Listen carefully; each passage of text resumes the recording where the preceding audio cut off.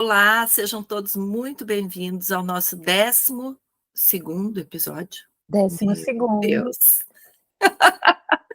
Décimo Do Lê segundo. com a gente, né, Débora? Isso, já fazendo um parênteses aqui, atenção, atenção, atenção, nesse episódio de hoje, que é o início aí de Bombástico! uma resposta, né? Maravilha, maravilha. Então, para quem está chegando aqui pela primeira vez, eu me chamo Lisiane PS, a Débora, minha amiga, está aqui nessa jornada junto, né, Oi, Débora? oi, sim, estamos vendo aí o quebre Quebrando o o hábito hábito. de ser você mesmo, né? Estamos aí na página 96, da Então, parte vamos 1, seguir. Vamos seguimos. seguir com a nossa leitura. Página, então, 96. A ajuda depende apenas de um pensamento. O próximo passo para quebrar o hábito de sermos nós mesmos é entender como é importante fazer com que mente e corpo trabalhem juntos e romper a continuidade química de nosso estado de ser culpado, envergonhado, furioso e deprimido. Resistir à exigência do corpo de restaurar a velha organização insalubre não é fácil, mas a ajuda depende de apenas de um pensamento. Nas páginas a seguir, você aprenderá para ocorrer uma mudança verdadeira é essencial desmemorizar, que aí eu diria também desprogramar uma emoção que se tornou parte de nossa personalidade e então recondicionar o corpo para uma nova mente. É fácil, puxa o banquinho, vamos sentar e prestar bem atenção no que ele vai nos ensinar. É fácil sentir-se desesperançado quando nos damos conta de que a química de nossas emoções habituou o nosso corpo a um estado de ser que é muito frequentemente é um produto de ira, ciúme, ressentimento, tristeza e assim por diante. Afinal, eu disse que esses programas, essas propensões, estão programadas em nosso subconsciente. A boa notícia é que podemos ficar conscientemente atentos a essas tendências. Tratarei mais desse conceito nas páginas a seguir.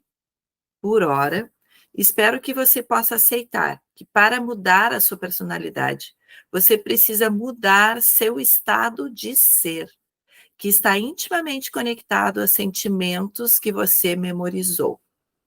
Assim como as emoções negativas, as emoções positivas também podem ficar embutidas no sistema operacional de seu subconsciente. Essa é a melhor notícia que ele poderia nos dar. Pensamentos conscientes positivos não conseguem por si só superar sentimentos subconscientes negativos. Só um minutinho.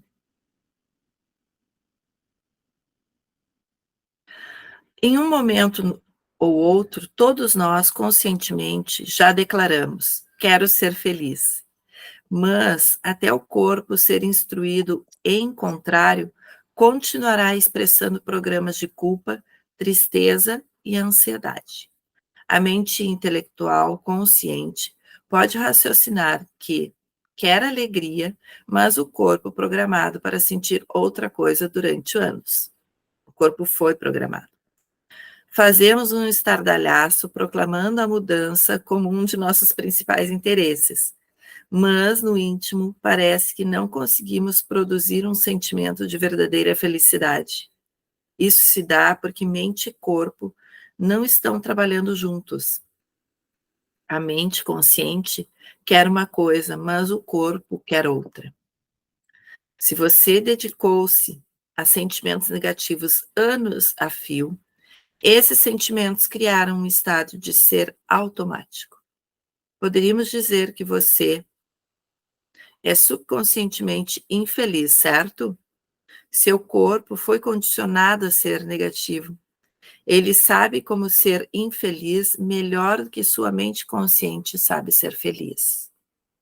Você nem precisa pensar em como ser negativo. Você simplesmente sabe que é assim que você é. Como sua mente consciente pode controlar essa atitude no corpo-mente subconsciente? Alguns sustentam que a resposta é pensamento positivo. Quero deixar claro que, por si só, o pensamento positivo jamais funciona. Muitos supostos pensadores positivos sentiram-se negativos na maior parte da vida e agora estão tentando pensar positivamente. Estão em estado polarizado, no qual tentam pensar de maneira a fim de sobrepujar o que sentem dentro de si. Conscientemente, eles pensam de um jeito, mas são o oposto. Quando mente e corpo estão em oposição, jamais ocorre a mudança. Lembre-se, então, o quanto isso não está atrelado a muitas vezes que nós nos sentimos fracassados, sabe? Sentimos incapazes.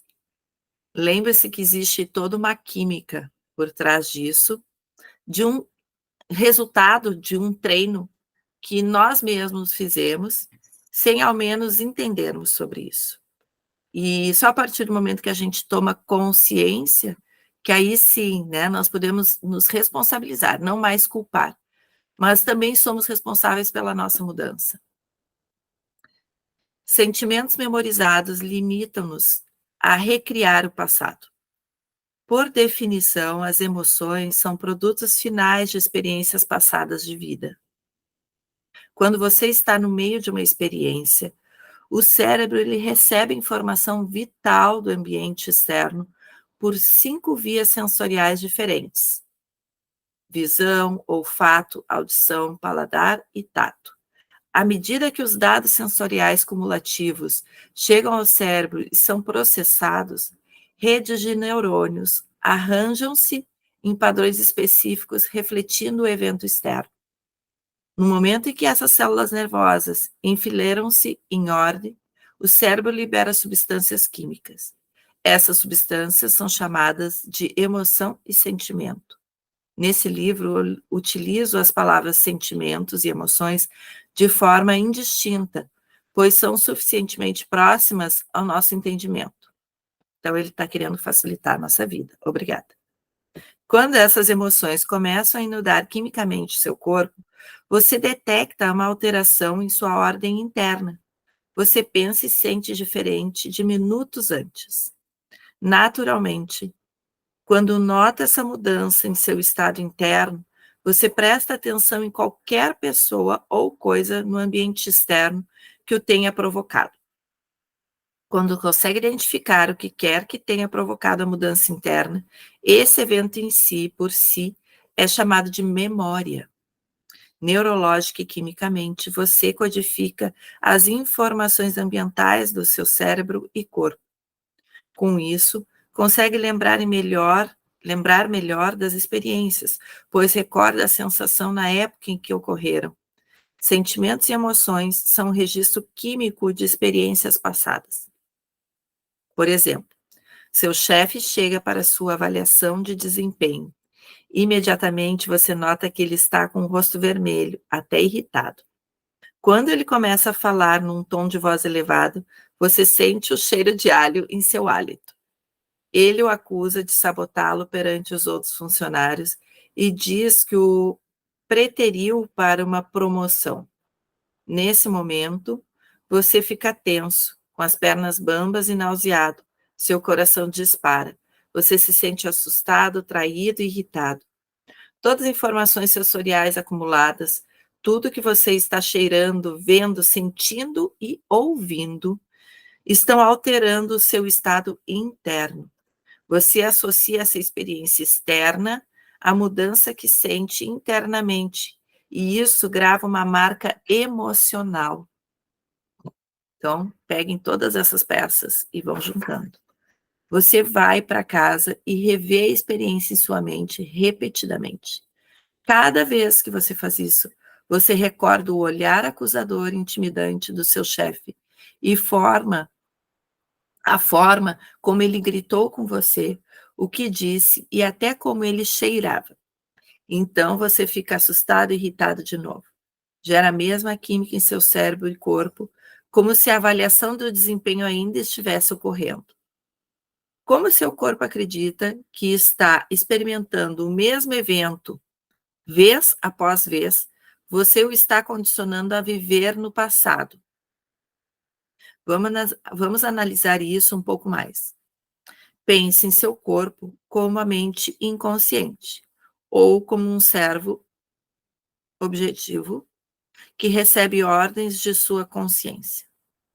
Ele é tão objetivo que não sabe a diferença entre as emoções criadas a partir da experiência no mundo externo e aquelas fabricadas em seu mundo interior somente pelo pensamento. Para o corpo, elas são iguais. E se esse ciclo de pensamentos e sentimentos de que você foi traído continuasse durante anos a fio, perdão, tive que tomar um gole. Se permanecesse nessa experiência com o seu chefe ou revive esses sentimentos familiares dia após dia, você continuamente sinaliza seu corpo com os sentimentos químicos que ele associa ao passado. Essa continuidade química engana o corpo, fazendo acreditar que ainda está vivenciando o passado, de modo que o corpo continua a reviver a mesma experiência emocional. Quando seus pensamentos e sentimentos memorizados forçam o corpo a estar no passado conscientemente, podemos dizer que o corpo torna-se uma memória do passado. Se os sentimentos de traição memorizados dirigem seus pensamentos durante anos, então seu corpo vive no passado 24 horas por dia, 7 dias por semana, 52 semanas por ano, e eu diria 365 dias. Com o tempo, o seu corpo fica ancorado no passado. Você sabe que quando recria repetidamente as mesmas emoções, até não conseguir mais pensar com maior grandeza do que como se sente, seus sentimentos são o meio dos seus pensamentos. E como seus sentimentos são registros de experiências anteriores, você pensa no passado. E pela lei quântica, você cria mais do passado. Conclusão: muita gente vive no passado e resiste a viver em um novo futuro. Por quê? O corpo está tão habituado a memorizar os registros químicos de nossas experiências passadas que fica apegado às emoções, a essas emoções. Em um sentido muito real, ficamos viciados nos sentimentos familiares. Assim, quando queremos olhar para o futuro e sonhar com um novo cenário e panoramas ousados em nossa realidade não muito distante, o corpo, cujo meio circulante são os sentimentos, resiste à mudança súbita de direção. Realizar essa guinada de 180 graus é a maior tarefa da mudança pessoal. Né, Débora? Muita gente luta para criar um novo destino. Quer falar alguma coisa, amiga? Não, não. Tá. Muita gente luta para criar um novo destino, mas se vê incapaz de superar a memória passada de quem sente que é. Tá, eu queria falar tantas coisas, mas vamos lá. Ainda que tenhamos um anseio por aventuras desconhecidas ou sonhos de novas possibilidades para o futuro, parece que somos forçados a revisitar o passado. Cancelado isso tudo. Sentimentos e emoções não são ruins. São os produtos finais de experiência, mas se revivemos sempre os mesmos sentimentos e emoções, não podemos adotar experiências novas. Você conhece pessoas que sempre parecem falar dos velhos anos dourados? O que elas estão realmente dizendo é: não há nada de novo ocorrendo em minha vida que estimule meus sentimentos, portanto, tenho que me reafirmar a partir de alguns momentos gloriosos do passado. Se acreditamos que nossos pensamentos têm alguma coisa a ver com nosso destino, Então, como criadores, a maioria de nós está apenas andando em círculos. É isso. Segue um pouquinho, amiga. Sim. A gente está curiosa para saber aí como é que vocês estão sentindo, recebendo, mexendo, né? Lembrem aí, quem puder e quiser deixar comentários, insights, né, Liz? Exato. Então vamos lá. Controlando o nosso ambiente interno, o mito genético. Até aqui, ao discutir como o modelo quântico da realidade relaciona-se à mudança, passei a maior parte do tempo falando sobre nossas emoções, o cérebro e o corpo. Vimos que superar os pensamentos e sentimentos recorrentes que o corpo memoriza é obrigatório se queremos quebrar o hábito de sermos nós mesmos. Outro aspecto importante de quebrar esse hábito tem a ver com a nossa saúde física. Certamente a hierarquia de fatores que a maioria de nós deseja mudar em sua vida, as questões de saúde, estão no topo da lista. E em se tratando do que gostaríamos de mudar em nossa saúde, há um conjunto de dogmas que teremos que examinar e dispensar. O mito de que os genes criam doenças e a falácia do determinismo genético. Também examinaremos um conhecimento científico que pode ser novidade para você, chamado epigenética, o controle dos genes a partir do exterior da célula, ou mais precisamente, o estudo de alterações na função dos genes sem uma alteração na sequência do DNA. Do mesmo modo que podemos criar as nossas experiências sozinhos, como minha filha fez, também podemos adquirir o controle de uma parte muito importante da nossa vida, o que costumamos pensar ser nosso destino genético. Ao prosseguirmos, você verá que saber alguma coisa sobre os nossos genes e o que sinaliza para que se manifestem ou não é decisivo para entender por que você tem de mudar de dentro para fora. A ciência tinha por máxima que nossos genes eram responsáveis pela maioria das doenças. Então, algumas décadas atrás, a comunidade científica casualmente mencionou que estivera errada e anunciou que o ambiente, ao ativar ou desativar genes específicos, é o fator mais causativo na produção de doenças. Todos nós sabemos que pelo menos 5% de todas as doenças hoje em dia derivam de desordens de um único gene, tais como a doença de Tay-Sachs e a coreia de Huntington. Enquanto que cerca de 95% de todas as doenças estão relacionadas a escolhas no estilo de vida, estresse crônico e fatores tóxicos do ambiente.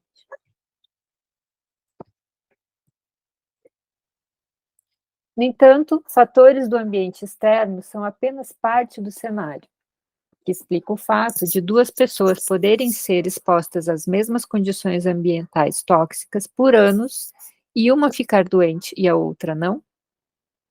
Como é que uma pessoa tem desordem de múltiplas personalidades? Uma personalidade pode demonstrar uma alergia severa e algum... Peraí, amiga.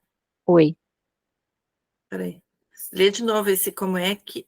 Como é que uma pessoa tem desordem de múltiplas personalidades? Uma personalidade pode demonstrar uma alergia severa e alguma coisa, e a outra personalidade do mesmo corpo pode ser imune ao mesmo antígeno ou estímulo? Porque, embora expostos a patógenos diariamente, médicos e outros servidores de saúde nunca ficam continuamente enfermos? Também existem numerosos estudos documentando gêmeos idênticos que compartilham os mesmos genes, que tiveram experiências muito diferentes no que diz respeito à saúde e longevidade. Por exemplo, se ambos compartilhavam um histórico familiar de uma doença específica, essa doença muitas vezes se manifestava em um gêmeo, mas no outro não. Mesmos genes, resultados diferentes. Em todos esses casos, será que a pessoa que permanece saudável possui uma organização interna tão coerente, equilibrada e vital, que mesmo quando seu corpo é exposto às mesmas condições ambientais nocivas, o mundo externo não faz nada à sua expressão gênica e, portanto, não sinaliza os genes para criar doenças? É verdade que o ambiente externo influencia o nosso ambiente interno. No entanto, será que ao alterar o nosso estado de ser, podemos superar os efeitos de um ambiente estressante ou tóxico, de modo que certos genes não sejam ativados? Talvez não possamos controlar todas as condições de ambiente externo, mas com certeza temos a opção de controlar o nosso ambiente interno. Ou Uhum. mais uma parte? Sim. Genes, memória do ambiente passado. Para explicar como conseguimos controlar o nosso ambiente interno, preciso falar um pouco sobre a natureza dos genes, que se expressam no corpo quando as células fabricam determinadas proteínas, os blocos de construção da vida. O corpo é uma fábrica produtora de proteínas. As células musculares produzem proteínas musculares chamadas actina e miosina. As células epiteliais produzem as proteínas da pele chamada colágeno e elastina. E as células estomacais produzem proteínas do estômago chamado enzimas. A maioria das células do corpo produz proteínas e os genes são os meios com os quais as produzimos. Expressamos genes particulares via certas células produzindo determinadas proteínas. A maioria dos organismos adapta-se às condições de seu ambiente por meio de modificações genéticas graduais. Por exemplo, quando um organismo tem que enfrentar condições ambientais difíceis, como a temperaturas extremas, predadores perigosos, presas rápidas, ventos destruidores, fortes correntes, etc., ele é forçado a superar os aspectos adversos de seu mundo a fim de sobreviver. À medida que os organismos registram essas experiências nas conexões em seus cérebros e nas emoções em seus corpos, elas se modificarão com o tempo. Se os leões caçam presas que podem correr mais que eles, então, ao se engajar ativamente nas mesmas experiências por gerações, desenvolveram pernas mais longas, dentes mais afiados ou coração maior. Todas essas alterações resultam que os genes produzirem proteínas que modificam o corpo para que se adapte ao ambiente. Vamos ficar no mundo animal para examinar como isso funciona em termos de adaptação ou evolução. Um grupo hipotético de mamíferos migrou para um ambiente em que as temperaturas oscilam entre 26 graus negativos e 4 graus. Os genes desses mamíferos, ao longo de várias gerações vivendo sob as condições extremamente frias, eventualmente foram acionados para produzir uma nova proteína que produziu pelagem mais espessa e em maior quantidade. Cabelo e pelagem são proteínas. Numerosas espécies de insetos desenvolveram a habilidade de se camuflar. Alguns que vivem em árvores ou outras folhagens adaptaram-se para parecer gravetos ou espinhos, o que lhes permite escapar da atenção de pássaros. O camaleão provavelmente é o mais famoso dos camufladores e deve sua capacidade de mudar de cor à expressão gênica de proteínas. Nesses processos, os genes codificam as condições do mundo externo. Isso é evolução, certo? Ótimo. Como é bom, né?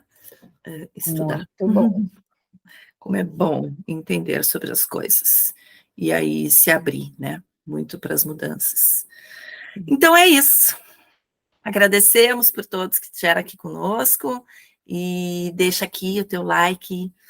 Se não segue o canal ainda, nos siga para colaborar, para que esses vídeos todos esses episódios, possam, então, percorrer pelo YouTube e chegar a mais pessoas. Enviem também para quem vocês lembraram enquanto faziam a leitura conosco.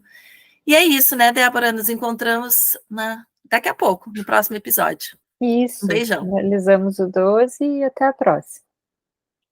Beijo, tchau. Tchau, tchau.